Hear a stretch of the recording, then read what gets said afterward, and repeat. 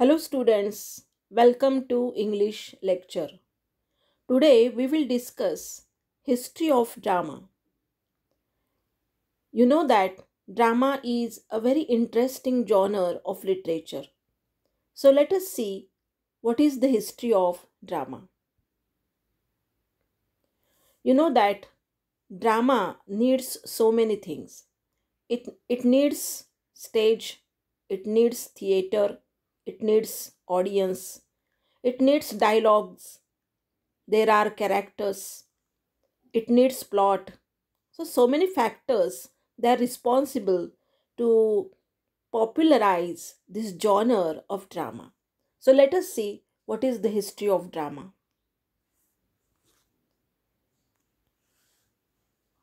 A brief introduction to English theatre. Drama has its origins in folk theater. Folk theatre, folk म्हणजे जे लोकसंगीताशी किंवा लोकांच्या कथांमधून लोककथांमधून जे काही ॲक्टिंग झालेली आहे किंवा त्याच्यावर आधारित असं काही कथानक असलेले काही ड्रामाज, त्याला म्हणायचं folk theatre. So drama has its origins in folk theatre. We therefore cannot consider drama merely as a part of literature. आणि त्यामुळे केवळ साहित्याचाच एक प्रकार म्हणून आपल्याला ड्रामाकडे पाहता येणार नाही.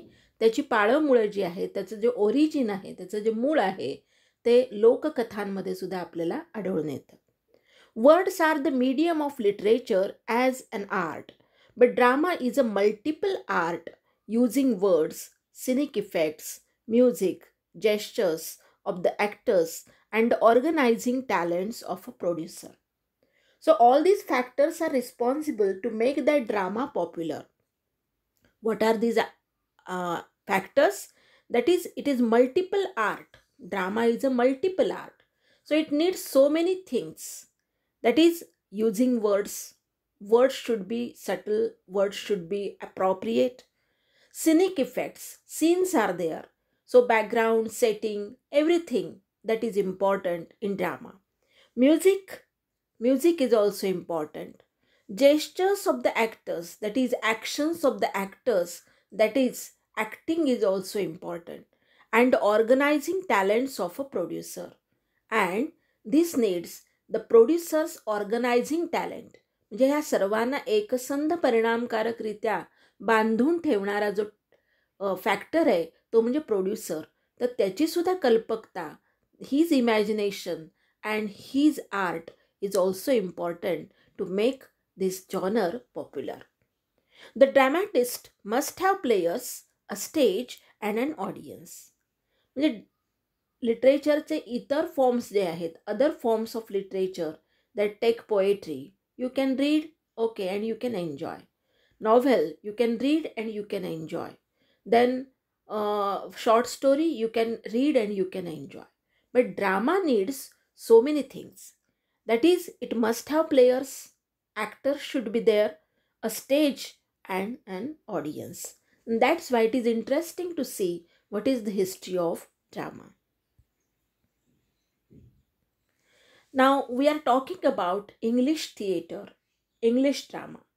So the beginnings of drama in England are obscure. Means it is not easy to understand that what was the beginning. Where did it start? There is evidence. Evidence means purawa, proof. To believe that when the Romans were in England, they established vast amphitheaters for the production of plays. But when the Romans departed, their theater departed with them. Depart means to go away. Okay, म्हणजे त्याच्यापासून दूर जाणे. So here Romans they were in England and they established vast ॲम्पी theatres.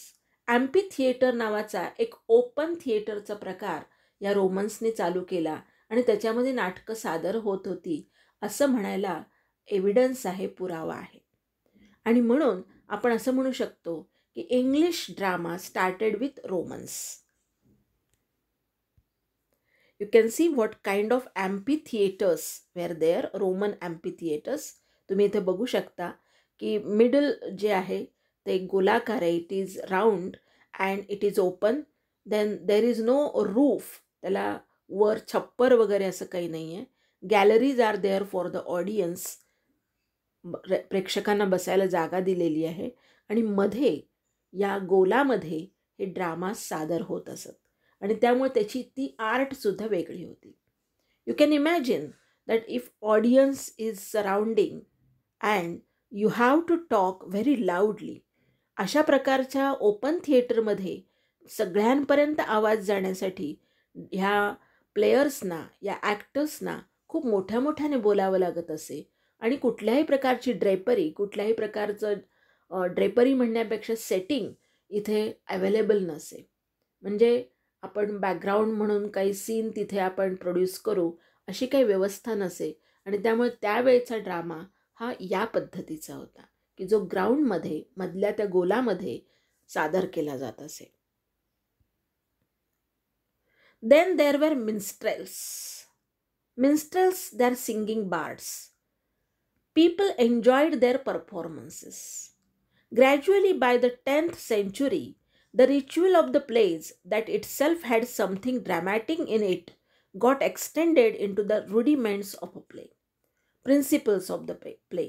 Rudiments म्हणजे main factors किंवा main principles ज्याला म्हणतो. ड्रामाचे जे main principles आहेत ते 10व्या शतकामध्ये हळूहळू तयार व्हायला लागले. आणि आपण इथे मिन्स्ट्रेल्सचा परफॉर्मन्स बघू शकतो. मिन्स्ट्रेल्स हे कशा प्रकारचे लोक होते? ते एकतर गायक असत आणि गाण्याद्वारे आणि त्यांच्या एकूण हावभावाद्वारे ते नाटक तयार करत असत. Between the 13th and 14th century, drama started having themes which were separated from religion. हे मिन्स्ट्रेल्स जे होते ते शक्यतो धार्मिक बायबलमधल्या ज्या कथा असतील त्या कथा सांगत असत आणि त्यामुळे त्यांना मिळणारा जो प्रतिसाद होता तोही तितकाच मर्यादित होता. पण 13व्या आणि 14व्या शतकामध्ये मात्र थीम्स ह्या सेपरेट झाल्या. रिलिजनपासून, धर्मापासून, रिलिजनपासून, ख्रिश्चॅनिटीपासून वेगळ्या झाल्या आणि हळूहळू ड्रामा सोशल ॲक्शन्सबद्दल किंवा सोशल ॲक्टिव्हिटीजबद्दल आपलं मत व्यक्त करू लागला. So that was the history.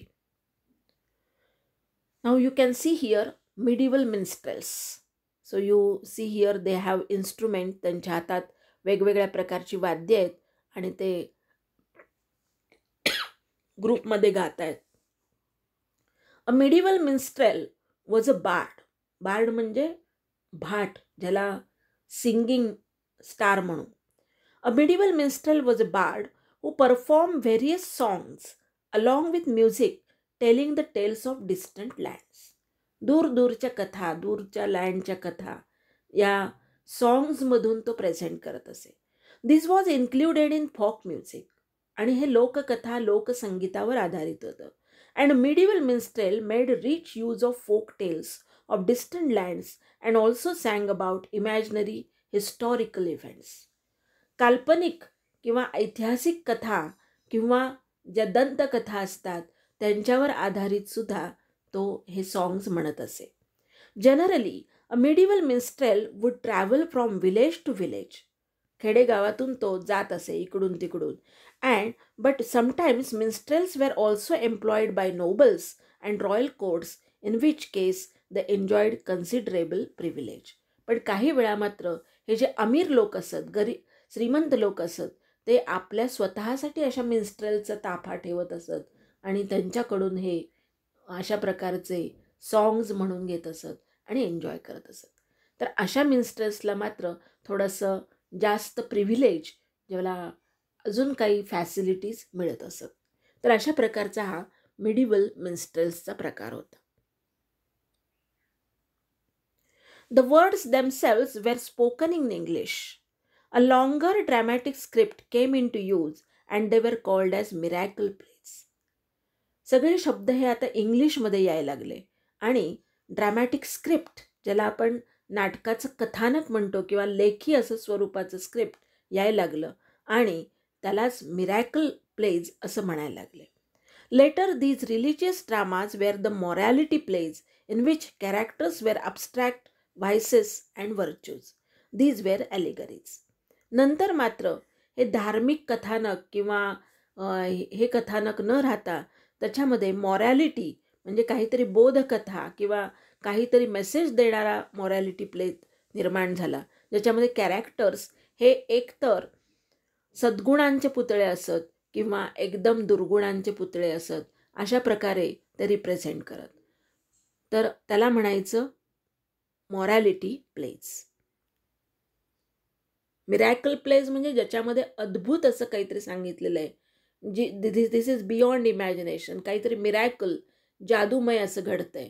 आणि मॉरॅलिटी म्हणजे ज्याच्यामध्ये काहीतरी नैतिकता, नीतिमत्तेचा पाठ दिला जातोय, त्याला म्हणायचं morality plays. So you can see here miracle plays. Miracle play also called saints play. जे धर्मगुरू असत किंवा जे संत असत त्यांचा प्ले असं म्हटलं जातं. One of 3 principal kinds of vernacular drama, जे अगदी ओरिजिन रॉ ज्याला आपण म्हणतो अशा प्रकारचं व्हर्नॅक्युलर म्हणजे प्राथमिक स्वरूपाचा हा ड्रामा होता of the European middle edges, along with the mystery play and the morality play.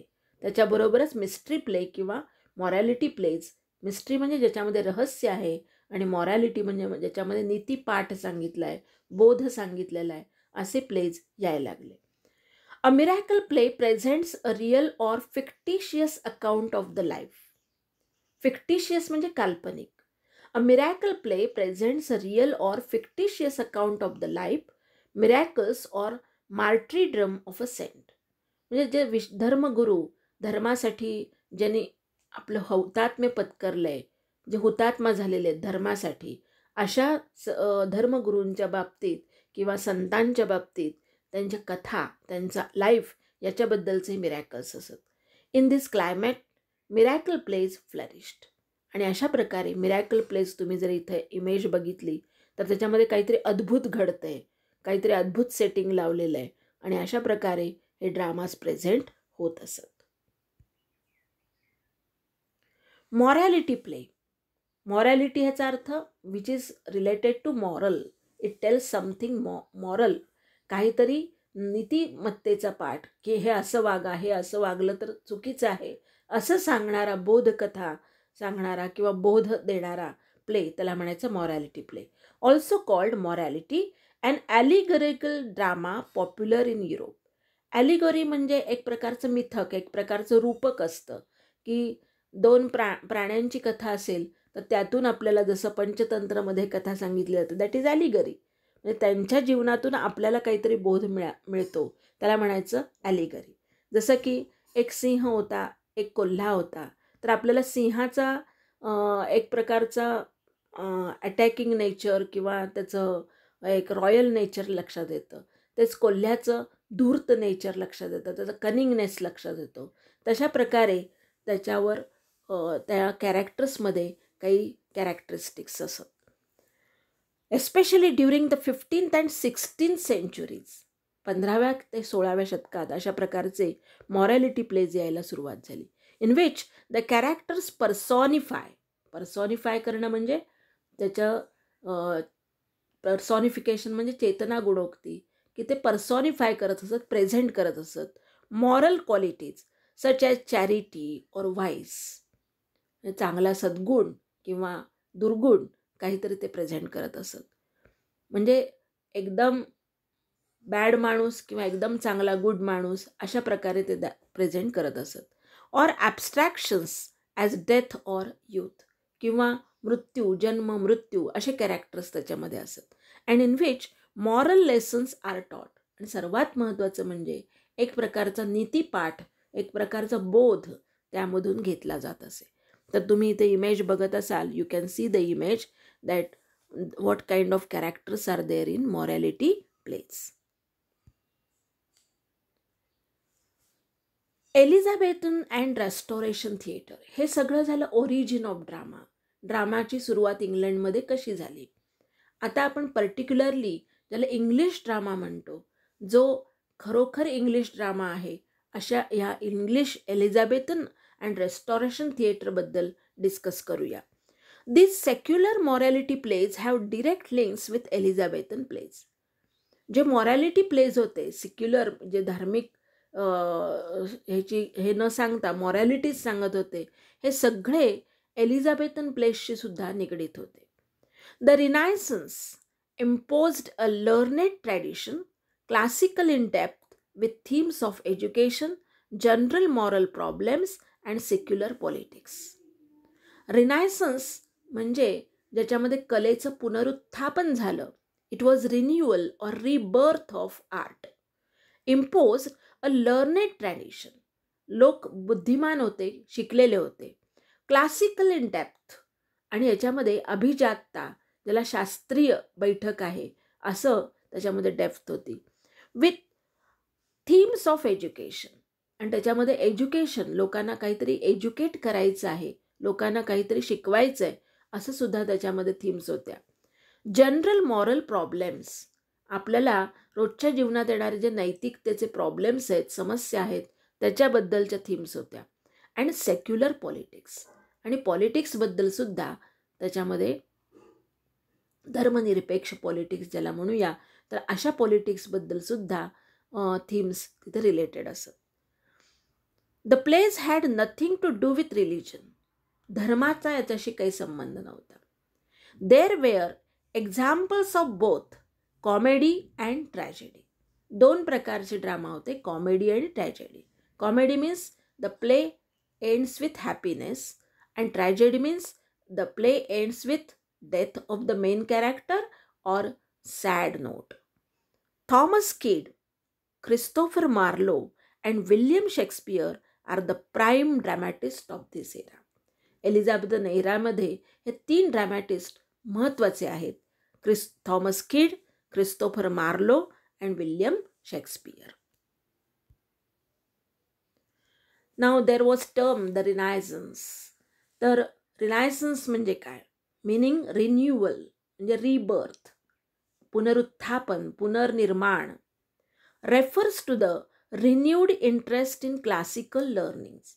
जे पूर्वीचे क्लासिकल म्हणजे ग्रीक, रोमन यांचं जे लिटरेचर होतं त्याला पुन्हा एकदा एक प्रकारचा महत्त्व प्राप्त झालं या 16व्या शतकामध्ये. The writings of ancient Greece and Roman. Greek आणि रोमन या रायटर्सने जे लिहून ठेवलेलं होतं त्याला क्लासिक लिटरेचर म्हणतात, कारण ते अभिजात लिटरेचर मानलं जातं. तर ह्या क्लासिकल लिटरेचरमध्ये ज्या थीम्स होत्या त्या थीम्स किंवा त्याच प्रकारचे विषय हे या ड्रामामध्ये पुन्हा यायला लागले. Because of the emphasis on human ability and new discoveries, the Renaissance is often considered the beginning of the modern world. याच काळामध्ये लोकांनी वेगवेगळ्या भूमी शोधून काढल्या होत्या. जसं की अमेरिकेचा शोध लागला होता किंवा भारताचा शोध लागला होता. वेगवेगळ्या भूमीज, लँड्स ज्याला म्हणतो आपण, त्यांचा शोध लागला होता. तिथले संस्कृती लोकांना लक्षात आल्या होत्या. त्यामुळे they had that human ability and new discoveries. नवीन नवीन शोध लागत होते आणि त्यामुळे हा मॉडर्न ड्रामाची एक सुरुवात म्हणता येईल. एलिझाबेथन period. You can see the images of Thomas Kidd, Christopher Marlowe, William Shakespeare, famous dramatist in Elizabethan period. It was Kidd, Thomas Kidd, who discovered how easily blank verse might be converted into a useful theatrical medium, which Shakespeare used brilliantly in all his plays. पहिल्यांदा Thomas kidney blank व्हर्सचा उपयोग अतिशय चांगल्या प्रकारे theatrical medium म्हणून, म्हणजे नाटकाचा medium, प्रभावी माध्यम म्हणून त्याने त्याचा वापर केला आणि शेक्सपियरने त्याचा वापर आपल्या प्लेजमध्ये अतिशय खुबीने, अतिशय मार्मिकपणे केला. Tragedy developed in the hands of Kyd and Marlowe. Tragedy हा जो प्रकार आहे ज्याच्यामध्ये एंड, जो शोकांतिका असते, हा प्रकार थॉमस किड आणि मार्लो यांच्यामुळे जास्तीत जास्त डेव्हलप झाला. Comedy had also preceded beyond rustic humour. नुसतं हास्य किंवा नुसतं असं फार्स न राहता कॉमेडी याच्यामध्ये सुद्धा एक प्रकारची इम्प्रूव्हमेंट आली. But by the 90s of the 16th century, the theatre in England was fully established, but complicated conditions governed the activities of the dramatist.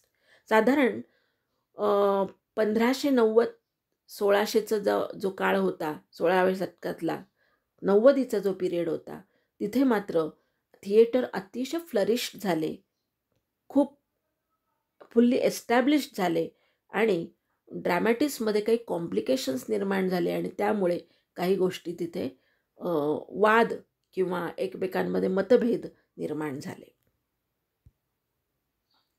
Now blank वर्स म्हणजे काय?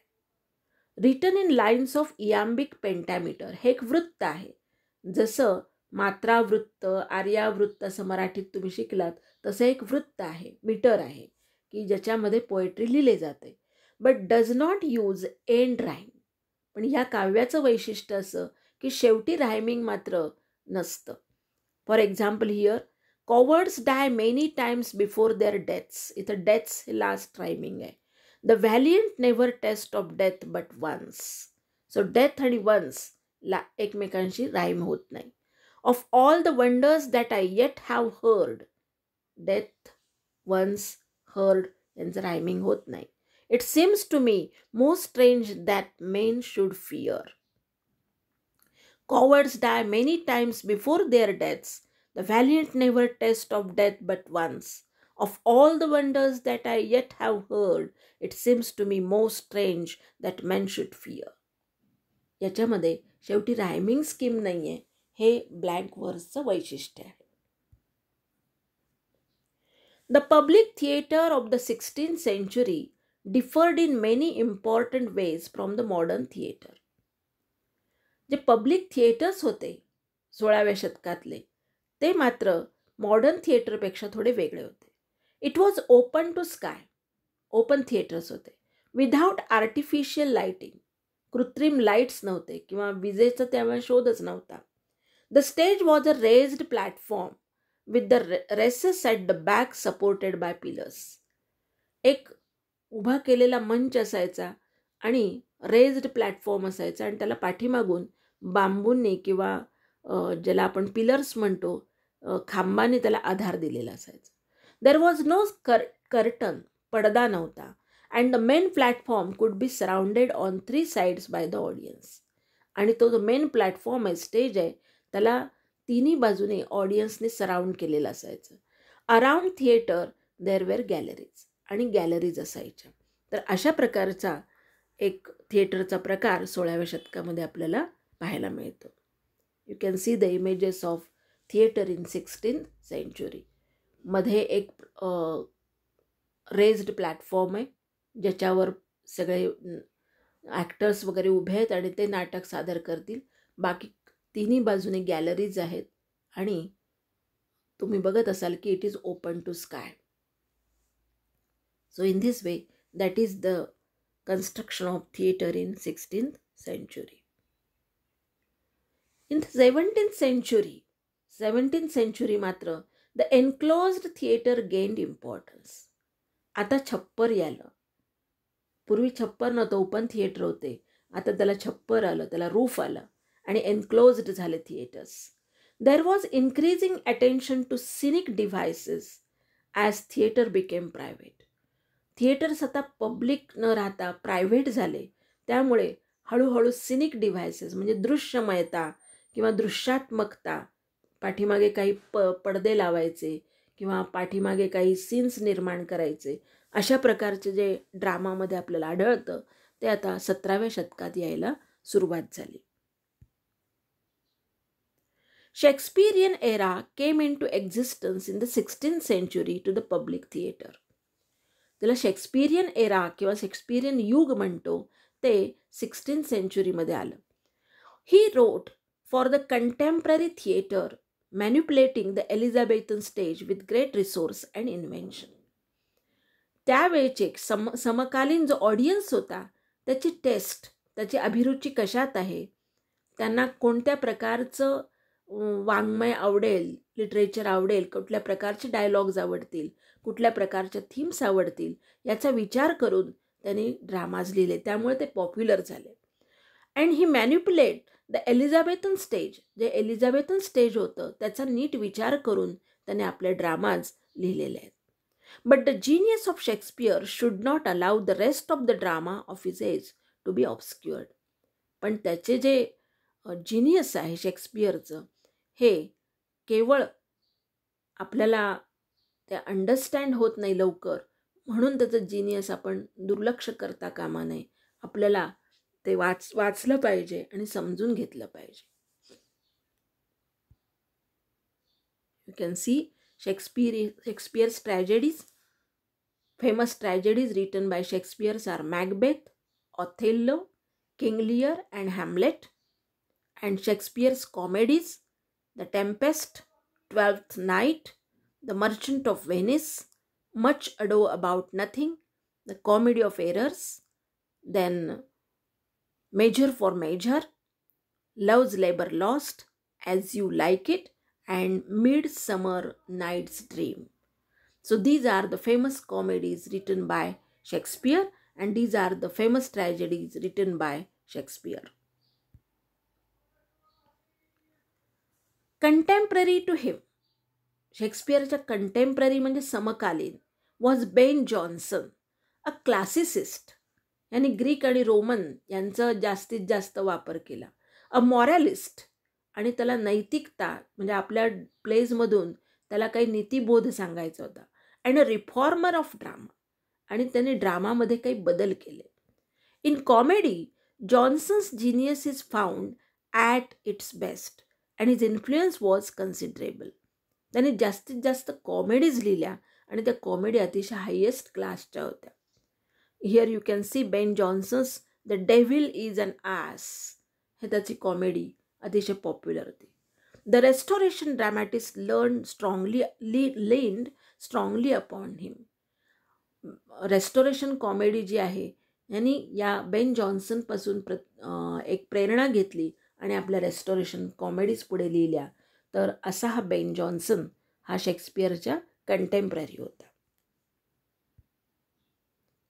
So in this way we have seen that what were the minstrels, what were the miracle plays, what were the morality plays.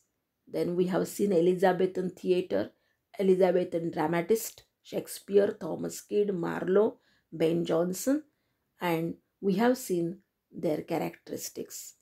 I hope you might have understood. Thank you very much.